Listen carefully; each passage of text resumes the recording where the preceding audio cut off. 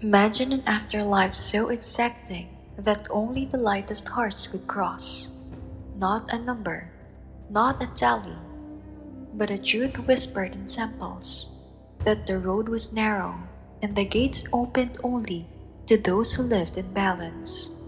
Tonight, we're following that road, step by step, from the moment the body was prepared, through the prayers, the confessions, the weighing of the heart, all the way to the green fields of paradise.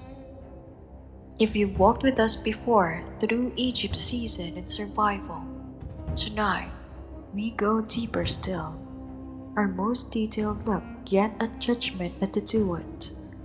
If you're here just to learn something new, you'll see how every daily choice, every kindness, every truth spoken was part of surviving this cosmic test.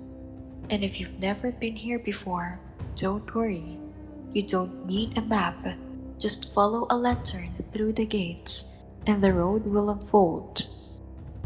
Stay with me, because by the end of this journey, you'll know the whole path, how the body, the name, the heart, and even the stars themselves all had to align. This is the story of why only the lightest of the light could pass, why only 1 in 1,000, 1 in 100, 1 in 10, or perhaps only 0.1% reached eternity. The Egyptians imagined death not as an end, but as a departure. To them, night itself was a kind of rehearsal, the sun slipping below the horizon, drifting through unseen waters, only to rise again in the east. They believed that the soul, too, would set forth on such a passage. It was not a simple stroll into shadow, but a voyage through a land beneath the land, a place they called the Duat. The Duat was vast, and its map was unlike any you might unroll on papyrus. It was a river that ran through darkness, winding past caverns and gates, watched by guardians with eyes that never closed. It was marked with fairies that would not row for just anyone, with doorways that would not open without the right name. Some called it a labyrinth, some a night sea, but all agreed it was not forgiving. And yet, it was not chaos. The duat had its order, its stations, its royals. The Egyptians pictured it as processions of hours, 12 in all, echoing the hours of night. In each, the traveler would meet new beings, face new challenges, answer new questions. To make it through, one needed more than courage, one needed knowledge, memory, preparation. At its heart stood three powers who defined the journey: Osiris, the green-faced lord of the dead, who once was a king upon the earth, but now ruled the halls beyond it. Anubis, the jackal-headed guide, protector of tombs and guardians of embalmers, whose nose could sniff out falsehood as easily as decay. And above them both, invisible but unyielding, Ma'at, the truth, balance, and the feather against which every heart would be weighed. Together, they shaped the traveler's path, Osiris receiving, Anubis leading, Ma'at judging. The duat was not a place you wandered by chance. It had to be entered correctly. Priests chanted spells as the body was laid to rest, words that acted like keys, unlocking the gates ahead. Without them, the soul would stumble in darkness, unable to answer the guardians who demanded their names. The Egyptians imagined whole companies of these beings, serpent-headed, lion-faced, winged or shadowy, each bearing the way until they heard the right word. This was not cruelty, it was order. Only the prepared could pass. You can imagine how it must have felt, lying in your tomb, knowing that beyond the carved walls and painted ceilings, a voyage awaited. You would rise, not with your body, but with your ka, your vital essence, and you would step into a river darker than night. There, you would see the ferryman, stern and silent, waiting for his oar. He would not row unless you knew his name. Speak it wrong, and the current would sweep you away. Speak it true, and the boat would carry you to the next gate, the next chamber, the next trial. And so, the duet was not just a map of the afterlife, but a mirror of life itself. To know the river was to know that every word mattered, every action weighed, every truth spoken remembered. The guardians at the gates were not strangers. They were the faces of justice, of memory, of balance.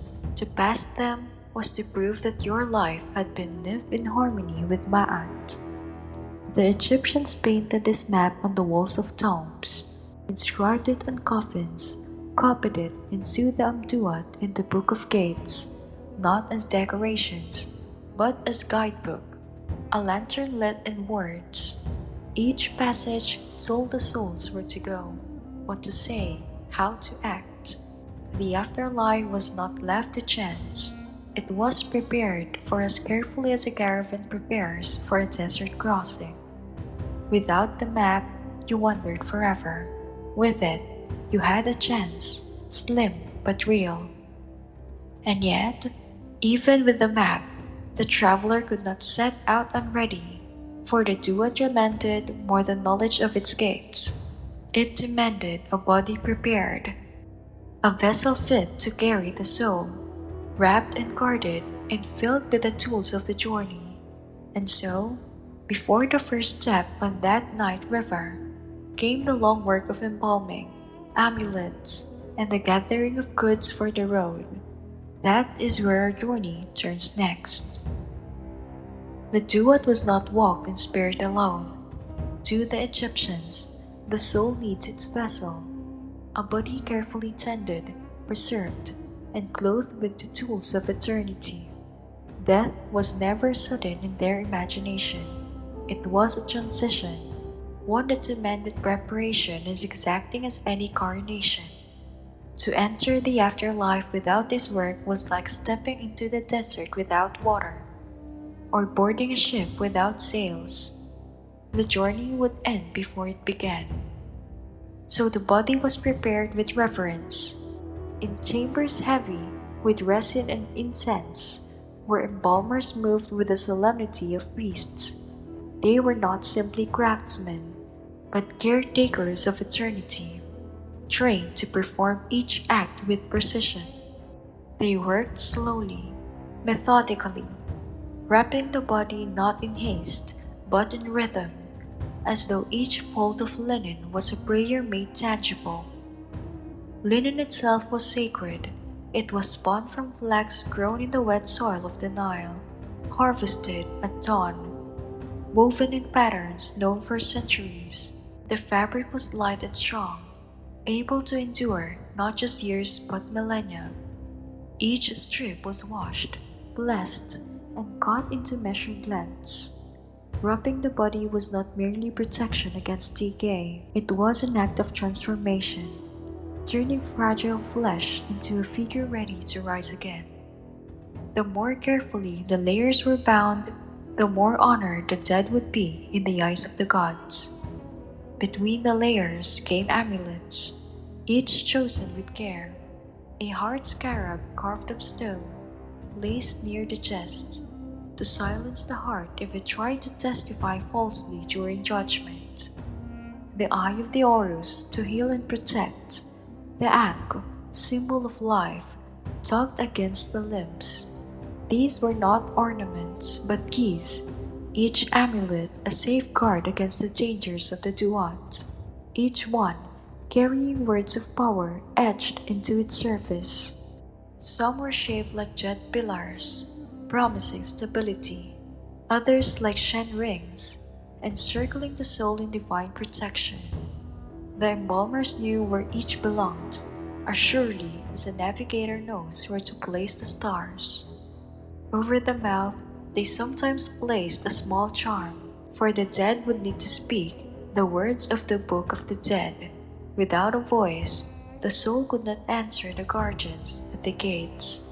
Over the feet, they sometimes placed sandals, for even in the fields of reeds, one needed to walk. Miniature boats, carved of wood, were placed nearby, in case the rivers of the afterlife required crossing. Shapty figurines, little servants of clay or stone, were arranged in boxes, ready to spring to life and work the fields in paradise so the soul might rest. And always, there were offerings of food and drink, loaves of bread, jars of beer, dates, onions, honey. For the journey was long, and the body, though silent, was still a vessel that required sustenance. These goods were not meant to rot in the tomb. They were transformed by ritual into eternal provision, food for the ka, the life force that lingered beyond the flesh. Families played their role too.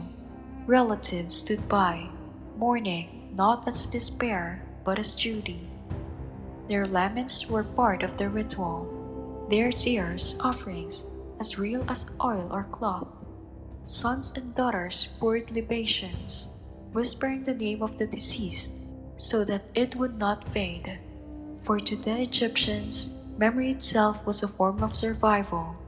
A man forgotten was a man truly dead. To speak his name was to keep him alive in the halls of Osiris.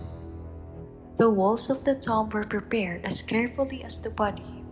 Painted scenes showed the dead hunting, fishing, feasting, walking with loved ones.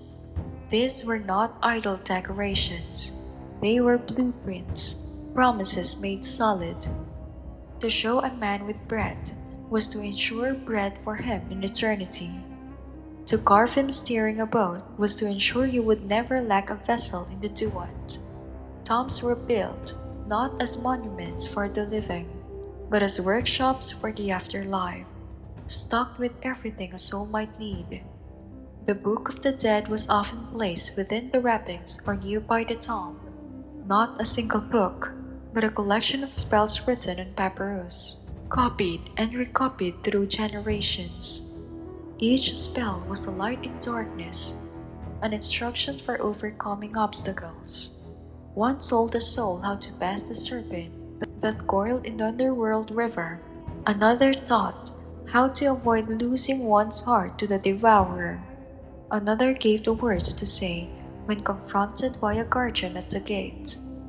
The book was a lantern of ink, carried into a land where no other light could follow. All of this was preparation, but it was also belief made tangible. To wrap a body was to affirm that life continued. To place an amulet was to declare trust in the gods. To bury bread and beer was to state plainly, the dead will eat, the dead will drink, the dead will live again. Nothing was left to chance. You can imagine the final moment when the family and priest stood together, the body wrapped, the tomb sealed, the incense fading into night. The air would have been heavy with grief, but also with ceremony, for they knew this was only the beginning. The real journey was ahead, and the body, silent and still, was ready to walk it. But the body alone was not enough. The duat demanded more than linen and charms. It demanded truth itself, spoken aloud, confessed before 42 divine judges. And so, as the travelers set forth, their next trial was not physical but moral. The 42 negative confessions, a litany of honesty that revealed whether a heart was light enough to move forward.